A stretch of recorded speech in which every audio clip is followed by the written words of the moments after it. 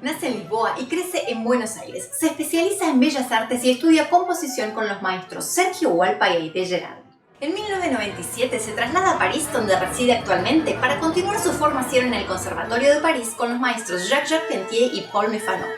Interpreta en sus obras destacadas orquestas como Los Ángeles Philharmonic, Concertgebouw Orchestra, New York Philharmonic, entre otras, y notables músicos y directores como Gautier Capuçon, Sergio Tiempo, Miguel Hart Bedoya y Gustavo Dudamel. Sus obras, con un lenguaje propio, intentan una fusión entre ritmos y raíces latinoamericanas y la música contemporánea. En 2019 recibe el Konex de Platino como compositor destacado de la década. En 2020, el sello Naxos edita su nuevo disco monográfico que incluye su concierto para violín, concierto para clarinete y su ciclo de canciones. Uno de los compositores de proyección internacional más destacados. Este viernes 14 de agosto, 17 horas, Esteban Menzel. Hola Esteban, ¿cómo estás? Hola Fernanda, bien, muy bien, muy Bienvenido, muchas contento gracias. y muy agradecido por tu invitación para este ciclo. Muchas gracias por acompañarnos esta tarde. Bueno, empecemos con las preguntas directamente. Sabemos que empezaste tu actividad artística a través de la pintura y a través de las artes visuales. Escuché en una entrevista reciente que alguien dijo que vos haces muralismo sonoro, que pintás con sonidos. Entonces, la pregunta va en relación a cómo fue tu transición desde el campo de lo visual al campo de lo sonoro y cuál es el método o el recurso que usás para crear una nueva obra. ¿Te basás en la imagen, en una suerte de sinestesia o vas a través de un concepto de la obra, del sonido de la orquesta? Contanos un poquito eso. Bueno, es cierto que hubieron cosas que de mi adolescencia me han marcado mucho mi lenguaje actual, que son, como vos decís, mi pasado pictórico, porque yo hice estudios de bellas artes. Después, la música que yo llegué de manera un poco tardía, a diferencia de lo que muchos se deben imaginar, siendo hijo de un director de orquesta. Yo a los 10 años intenté estudiar piano, pero no me interesaba. Yo quería pintar, a mí me interesaba más la pintura, pero fue a los 15 años que, paralelo a mi secundario con orientación a Bellas Artes, que fue la Manuel Belgrano, y después hice estudios universitarios en la Prilidiano Pueyrredón, yo iba al Instituto Vocacional de Arte Labardén en Buenos Aires, y ahí teníamos talleres de, bueno, además de teatro, pintura, teníamos instrumentos autóctonos, danzas folclóricas. Y fue así como con una guitarra yo quería improvisar y aprender a escribir lo que improvisaba. Y ahí fue como me decidí a estudiar primero guitarra, pues piano y composición. Pero todos esos elementos de mi adolescencia han dejado una marca en mi lenguaje actual, porque es cierto que la gente dice que es muy visual mi música. También que hay mucho del folclore que yo en el Labardén, cuando tenía danzas folclóricas y instrumentos autóctonos, tomé contacto. Y la música académica por mi familia, por los ensayos, los conciertos. Y entonces es cierto que cuando yo tengo una idea musical, muchas veces son como escenografías sonoras. Es muy difícil explicar con palabras el proceso de creación, lo que hacemos con música, pero yo a veces pienso que los compositores somos como niños que jugamos y los niños tienen sus repertorios de juego, pero siempre cuando van a jugar a lo mismo nunca va a salir exactamente igual. Y acá es parecido, yo tengo como un repertorio de ideas que según la situación o el tipo de formato de encargo lo acomodo, y muchas veces son imágenes puramente sonoras y luego tengo que bautizar la criatura, buscarle un lindo título, o muchas veces es al revés, yo parto por ejemplo de alguna historia, una leyenda mitológica que me interesó y me imagino como si fueran imágenes como escenografías sonoras. Claro. Y eso que sí. No, te iba a decir que aquí tenemos una imagen, la voy a compartir con la gente, de una de tus primeras obras, El Compendio de la Vida, que está basado en pinturas. Contanos un poquito de esta obra. Ah, sí, bueno, ese fue el único intento que hice de interactuar mi pintura con la música. Yo cuando tenía 23 años compuse mi primera sinfonía, que cada movimiento estaba basado en un cuadro mío, que es el Compendio de la Vida. Esa obra la estrenó la Sinfónica Nacional bajo la dirección de Pedro Ignacio Calderón, y para esa ocasión en el Auditorio Belgrano se exhibieron los 4 cuadros y se puso la ilustración en el programa de concierto.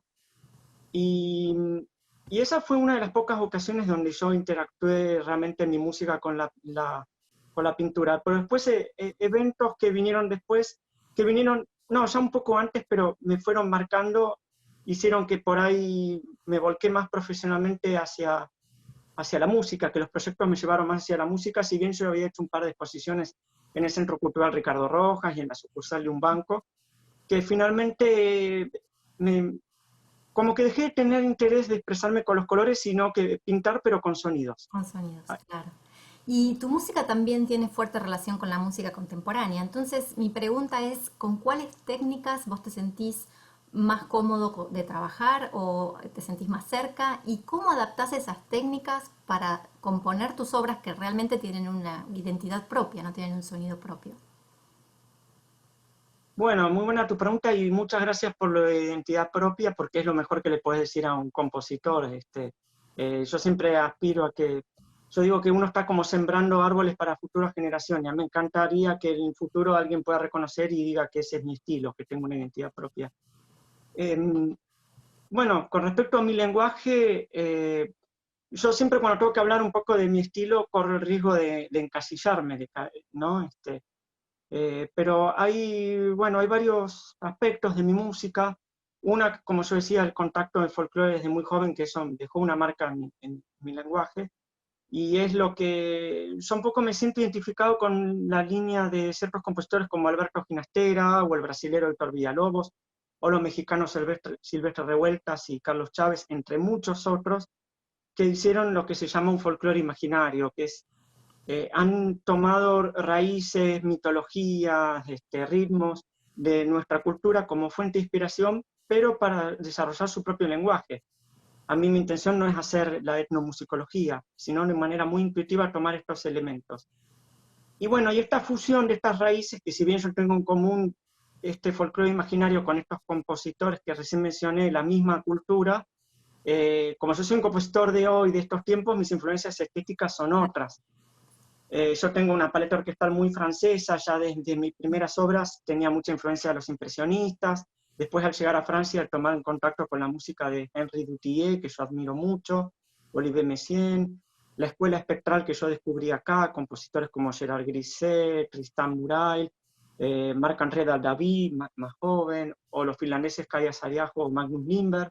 Eso me han influenciado mucho, pero yo no quiere decir que yo diga que yo soy un compositor espectral, sino que yo tomo ciertos colores es una escuela que toma un poco el estudio tímbrico, la defragmentación de cada sonido y sus diferentes parciales, sus diferentes armónicos, y es como un prisma, cuando pasa un rayo de luz blanco, en realidad son muchos colores.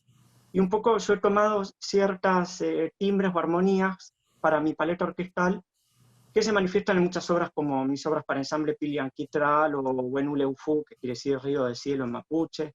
Todas esas están en YouTube, que las ha estrenado el ensamble Itinerar, que justamente los fundadores de este movimiento crearon ese ensamble. O obras como Madre Tierra o Rituales Amerindios. Son como escenografías sonoras y un poco trabajo la espacialización de sonido usando técnicas como de reverberación, de efectos a mí me gusta mucho desarrollar modelos, células rítmicas o melódicas en un canon muy estrecho que parece como un efecto de reverberación, que da como un efecto de eco, de espacialización del sonido, o polarización de varios sonidos de un acorde que convergen en uno solo. Pero son muchas cosas, el folclore, sí, la pintura. Es una, sí, muchas vertientes. Y háblanos un poquito de Universos Infinitos, esta obra que estrenaste con la New York Field, Dudamel y Sergio Tiempo el año pasado. Contanos de esa experiencia y después vamos a ver un poquito cómo fue. Bueno, fue una experiencia maravillosa, soñada para cualquier compositor. Es una obra que es un concierto para piano en 3 movimientos que se estrenó en octubre del 2019 con la Filarmónica de Los Ángeles. Se hizo 4 veces en el Walt Disney Concert Hall con Sergio Tiempo al piano, un genio total que ya desde el primer concierto del estreno mundial se la sabía de memoria, que eso es poco habitual, una obra que no es de repertorio y tan difícil. Con Dudamel, y que después, pocos meses después, en enero, se hizo 5 veces en el Lincoln Center con la Filarmónica de New York, y Dudamel y Sergio Tiempo. 6 si se tiene en cuenta que hubo un ensayo general con público que además se filmó. Ujú. Y además fue una experiencia muy importante porque tuvo mucho éxito de público, una unanimidad de críticas muy, muy buenas. Me dio muchas satisfacciones. Estuvo el presidente y el programador de la Orquesta de Filadelfia en el Lincoln Center y me comisionaron una obra para esta orquesta, que ya habían hecho una obra mía hace 2 temporadas, pero esta vez para el concierto debut de Dudamel, que nunca había dirigido esta legendaria formación, me comisionaron una obra, así que fue una experiencia. Fantástica. El concierto tiene que ver con el hombre y sus conexiones, su conexión con sus universos internos y externos, en un mundo anterior a nuestra civilización, donde los tiempos se regían por los ciclos planetarios y agrícolas. Son 3 movimientos. El primer movimiento se llama Un mundo interior, donde trato de describir la percepción de estos universos ancestrales, tanto en lo cósmico como en lo interior, pero sin apelar a lo descriptivo, ¿no? Tratando de crear distintas atmósferas evocadoras de los distintos estadios de la persona. Hay un segundo movimiento que se titula Ñuque Cuyen, que significa Madre Luna en mapuche, que dirige el flujo de las aguas y el espíritu femenino, protectora de los sueños y testigo de la lucha constante del pueblo mapuche, que ellos mismos se reconocen como descendientes del pueblo, del polvo de estrellas, ¿no? Del cosmos. Y en este movimiento, como muchas de mis obras, yo me inspiro del folclore mapuche, uso un tema en 3 tonos, tritonos, que es muy característico. Y también a mí me gusta mucho con los instrumentos tradicionales de una orquesta sinfónica recrear las sonoridades de los instrumentos autóctonos, usando técnicas extendidas, distintos tipos de soplidos, de sonidos armónicos, multifónicos, y así recrear sonoridades del arque mapuche, del sikus, de las quenas andinas. Después en el piano en algún momento hace como de percusión, de caja india, indígena. Y el tercer movimiento, que se llama Tocata Wilcacuti, en Aymara quiere decir retorno del sol, y hace alusión a la festividad del Año Nuevo, al nuevo ciclo agrícola que coincide con el solsticio de invierno en el hemisferio sur.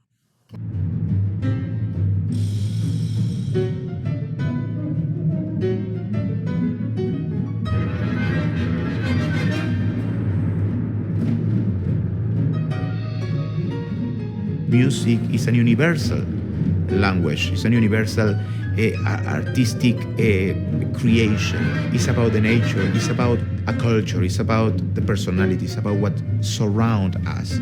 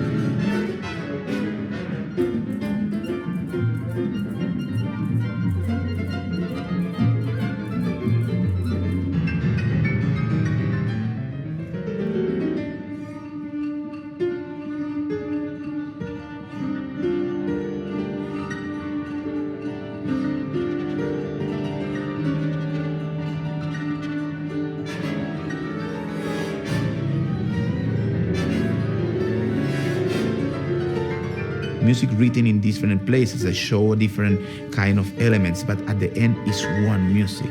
And I think for me it's very important as a Latin to bring, that soul, the soul of our music, the American music. Let's just say the Latin American or South American or North American, if not America as one.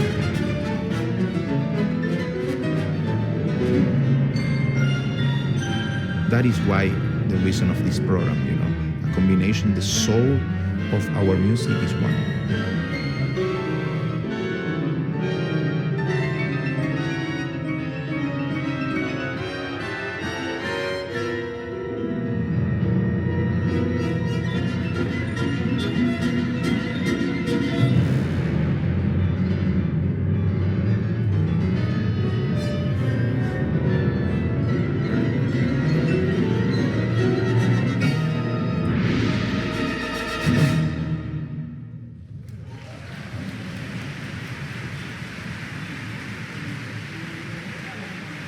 Durante 2015 y 2016, vayamos un poquito más hacia atrás, fuiste compositor residente del Festival Presence primero, quedó prendido YouTube, no se sabe, y luego de la orquesta Pas de Loup.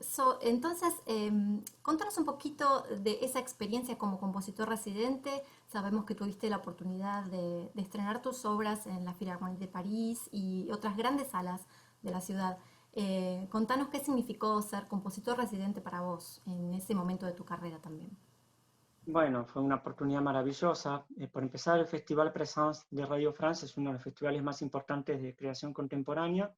En el año 2015, ellos en el Festival Presence hicieron un especial foco en las Américas, era la temática. Y yo estuve al honor, digamos, como representando Latinoamérica con 3 obras sinfónicas de 30 minutos que se estrenaron y muchos otros estrenos más que había de otros compositores.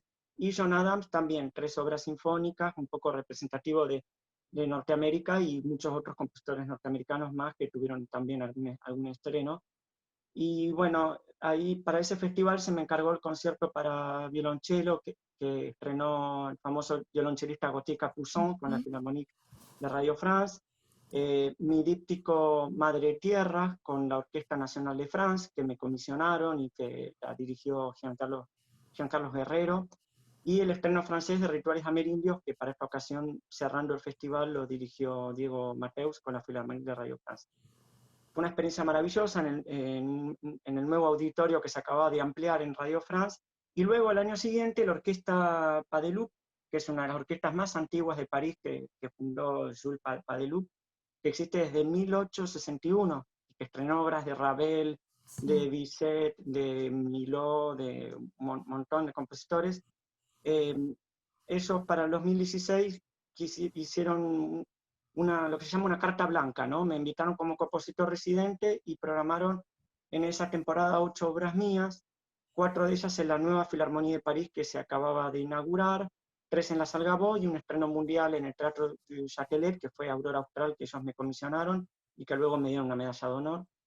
Y fue una linda experiencia porque fue no solo una orquesta que se familiarizó con mi música, sino un público abonado a esa orquesta con quien yo tengo una linda relación desde el 2006, cuando me encargaron mi concierto para violín, que estrenó Nemanja Radulovic, y después se repitió esto en el 2016, que hicieron varias obras mías, así que fue una experiencia muy, muy linda. Sí, y ahora 2019. El año pasado fuiste premiado como compositor destacado de la década con el Konex de Platino. Entonces, contanos qué significa este premio para vos. Bueno, es un hermoso reconocimiento, sobre todo cuando uno no nominan a uno, no es que uno se presenta. Yo no soy un compositor concursero, en mi currículum no hay premios de concurso, sino, yo siempre digo, mi premio es que mi música se toque, que me encarguen orquestas importantes y que se programe, porque pienso que cuando se trata de creación todos somos únicos, no hay ni primeros ni segundos, ni mejores ni peores, ¿no? Un poco como decía Bartók, competencia para los caballos, ¿no? Pero cuando un jurado lo nominan a uno para un premio que uno no esperaba, que uno no se postula, es un hermoso reconocimiento, ¿no? Primero entre las 100 personas destacadas de la música clásica en Argentina, y luego que en una segunda votación haya quedado yo como el compositor más relevante de la década, es un estímulo en esta profesión llena de incertidumbres, y estoy muy contento y agradecido con la Fundación Konex y su gran jurado, y Luis Obsejevich, el fundador, Sí. es magnífica la labor que está haciendo. Veamos la entrega y quiero decir a la gente que comparto 100% tus palabras y vamos a hablar un poquito de eso a la vuelta del video. Konex de Platino para Esteban Ben-Sekri, discípulo de Charpentier y Mefano en el Conservatorio de París. Sus obras sinfónicas, líricas y de cámara son programadas por la Sydney Opera House, Radio Francia, Lincoln Center, el Teatro Colón y las orquestas filarmónicas de Nueva York, Los Ángeles, Filadelfia, Helsinki, Nacional de Francia, España, Gotemburgo, Hamburgo, Seattle, entre otras, y las principales orquestas de Latinoamérica. Algunos de sus intérpretes fueron Gustavo Dudamel, Sol Gavetta, Alberto Lisi, Sergio Tiempo y Horacio Labandera. Premiado por la Academia de Bellas Artes, el Instituto de Francia, Asociación de Críticos de la Argentina y la Fundación Guggenheim de Nueva York. Lo escuchamos. Bueno, estoy muy emocionado y agradecido. Quiero agradecer a la Fundación Konex y muy especialmente a su gran jurado por haberme otorgado este enorme reconocimiento. Pero también quiero aprovechar esta oportunidad viendo que hay frente a mí importantes autoridades de instituciones culturales, tanto del Estado como privada, que es para hacer un especial pedido, una toma de conciencia, que así como anualmente se destina un presupuesto para pagar los honorarios de los intérpretes y sus respectivos traslados y alojamientos, que se destine un presupuesto para realizar encargos a los compositores, sobre todo los que residen en el país. Los compositores somos los pilares de la música. Sin los compositores no existiría la música, sin la música no habría intérpretes y sin embargo en nuestro país estamos muy desvalorizados, muy descuidados. No hay una política de encargos o es prácticamente escasa, nula.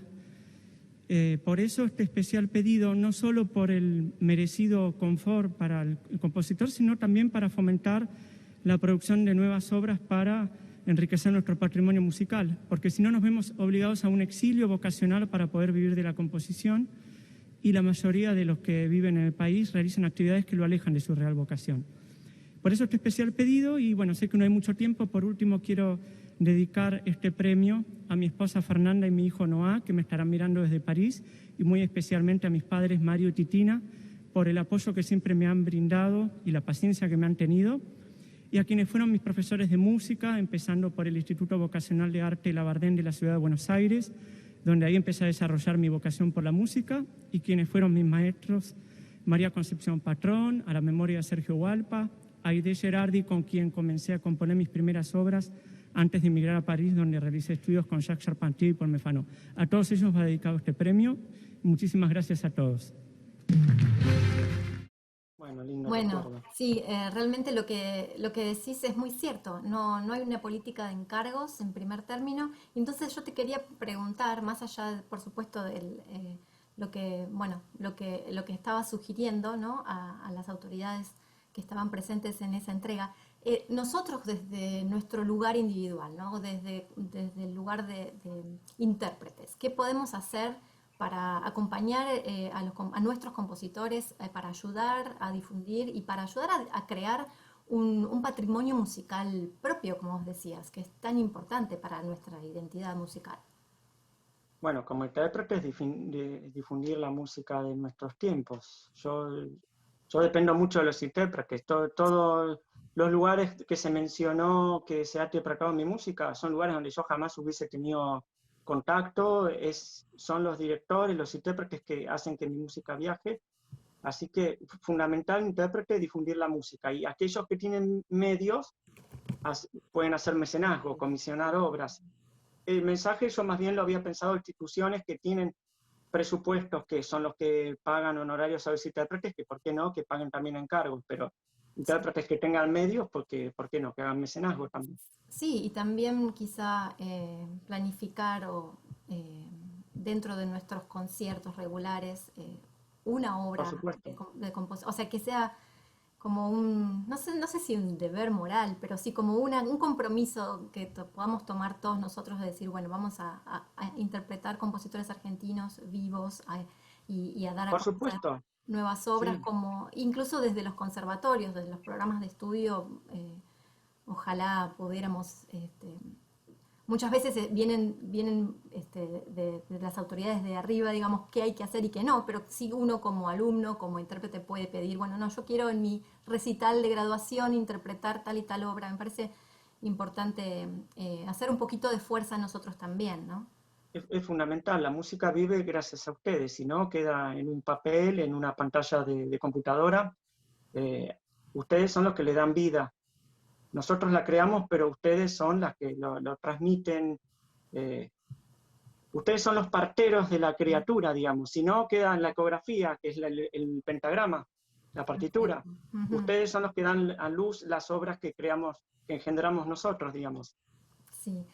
Y ahora te voy a proponer cuatro fotos, 4 momentos de tu carrera, un año y algo de esa foto. Y vos me vas a contar un poquito más de qué se trata. Entonces, primero es 1991. Alberto Lisi, y contame qué pasó y qué significa esta foto. Bueno, fue un año clave donde ahí me definí profesionalmente por la música.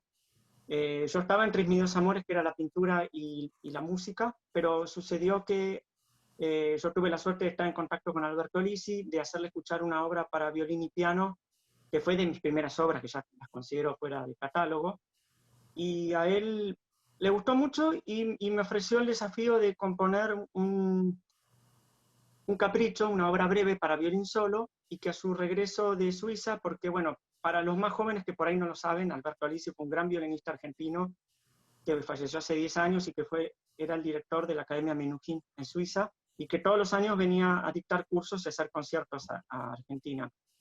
Y él, bueno, yo acepté ese desafío, compuse la obra y al año siguiente cuando regresó, mi gran sorpresa fue que la leyó, le encantó y la incluyó no como bis, como él había dicho, sino en un programa de conciertos y nada menos que la Sala Grande de Teatro Colón.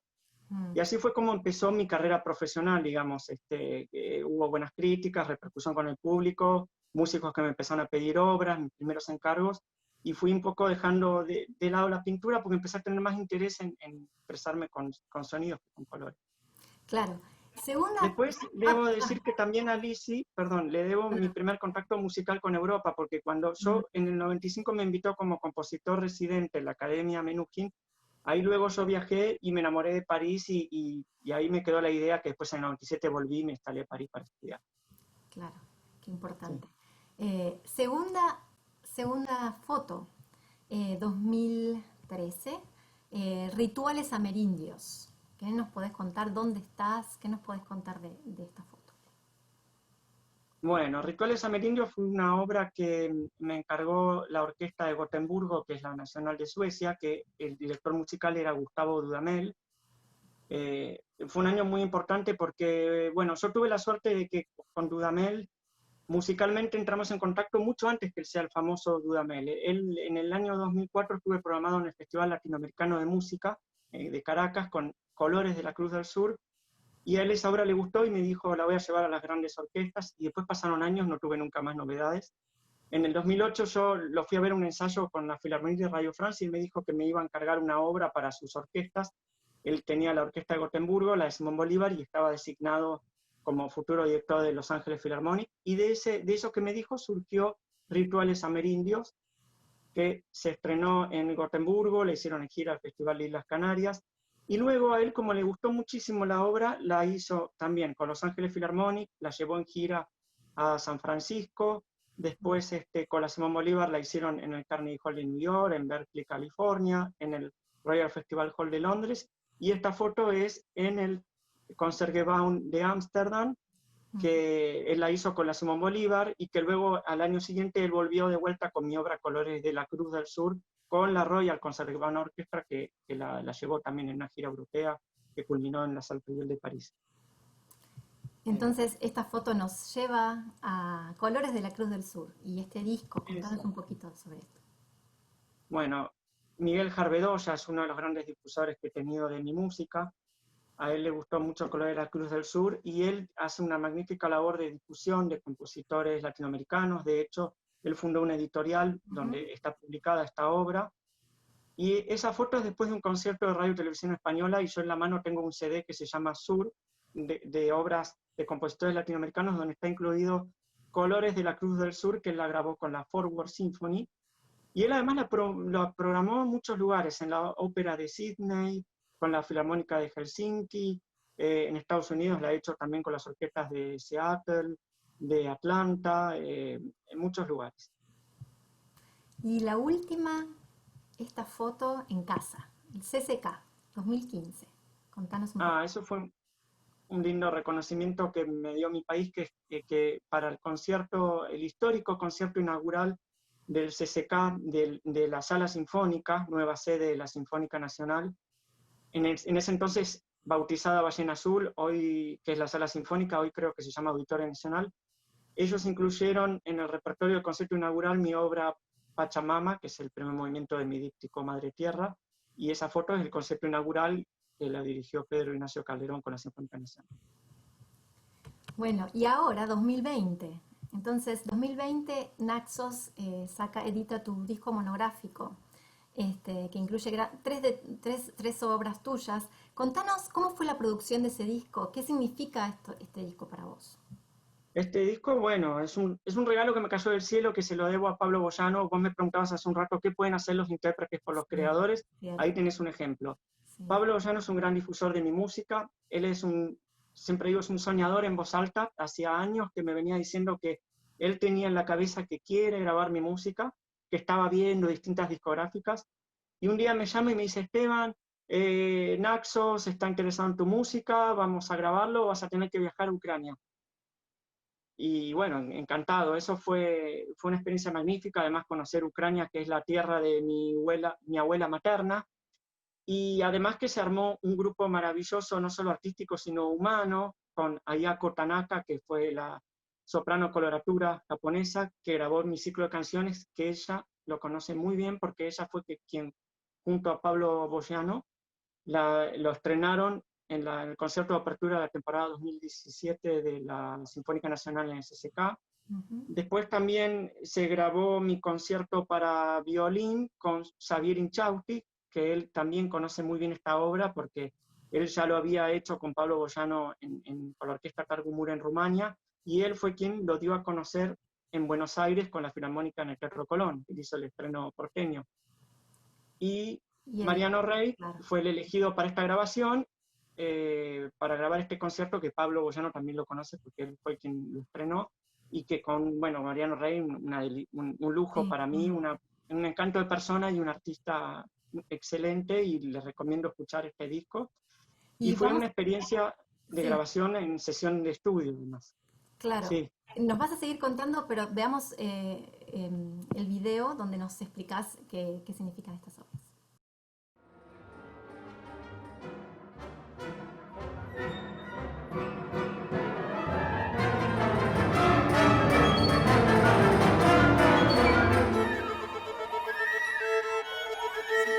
Una línea predominante, si se quiere, en mis obras más recientes, es la que un poco podemos definir como un folclore imaginario. Es decir, yo en la mayoría de mis obras tomo como fuente de inspiración raíces de nuestra cultura, ya sea temas folclóricos, ritmos o mismo mitología, pero para desarrollar mi propio lenguaje. Mi concierto para violín tiene una historia muy particular. Debo decir que estas tres evocaciones que conforman este concierto son como unas evocaciones autobiográficas. Trato de recrear distintas sonoridades de los instrumentos autóctonos, pero con los instrumentos tradicionales de la orquesta. Bueno, otra de las obras que vamos a escuchar en este disco es un ciclo de canciones. Como muchas de mis obras está muy presente a través de distintas sonoridades que intento recrear, minerales, vegetales, cantos de pájaros imaginarios. El concierto para clarinete es una obra que nació de un encargo que me realizaron en Venezuela, pero su estreno se realizó en Argentina con Pablo Boyano y la Orquesta Juvenil Nacional de Argentina, José de San Martín. Es un diálogo o un dúo entre el clarinete y la percusión, donde el timbal tiene un rol preponderante realmente. Cuando lo escuchen se van a dar cuenta, van a ver volcanes en erupciones y bueno, es una obra de una gran complejidad rítmica, es una obra con aires caribeños.